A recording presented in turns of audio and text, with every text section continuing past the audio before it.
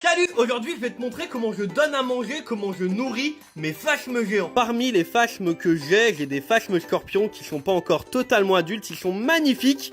Et quand ils seront adultes, bien évidemment je vous ferai des vidéos pour vous montrer à quoi ils ressemblent. Et je possède également des phasmes géants dilatés, alors eux ils sont énormes. Et dites-vous que là, la femelle elle est même pas encore adulte. Et si vous savez pas ce que mangent des phasmes, la réponse elle est très simple. Ça va en général manger des feuilles, alors il y a plein de plantes différentes.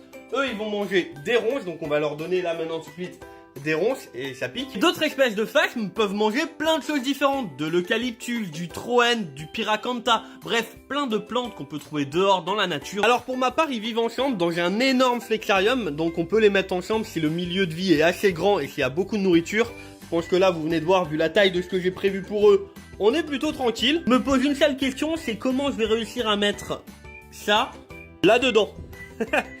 Nickel! Bon alors j'ai pas trop le choix, faut quand même que je coupe certains bouts, donc on va couper celui-là là. Voilà, je vais un peu le tailler. Ça y est, j'ai fini de tailler les plantes, les feuilles, tout ce qu'il faut pour que ça puisse rentrer. Et maintenant je vous filme les phasmes en train de manger. Vous allez voir, c'est hyper stylé. Et c'est parti. Bon, c'est pas encore dedans, ça risque de s'accrocher partout, voilà, c'est un peu chiant à mettre à l'intérieur. Parce que les épines elles s'accrochent au grillage. Mais c'est mieux d'avoir quelque chose de grillagé parce que ça permet d'avoir une bonne aération pour les animaux. Ça y est, j'ai réussi à tout mettre, j'en ai même encore rajouté au total et c'est hyper important car les phasmes, ils sont un peu bébêtes. Et des fois quand il n'y a pas assez de nourriture, même si la nourriture elle est à 20 cm d'eux, et ils se laissent mourir parce qu'ils pensent qu'ils n'ont pas de nourriture. Donc c'est pour ça, c'est hyper important d'en mettre énormément pour que ils aient le plus de chances d'en trouver en fait. Et regardez là, vous voyez un des phasmes qui est en train de découper la feuille avec ses mandibules pour pouvoir la manger.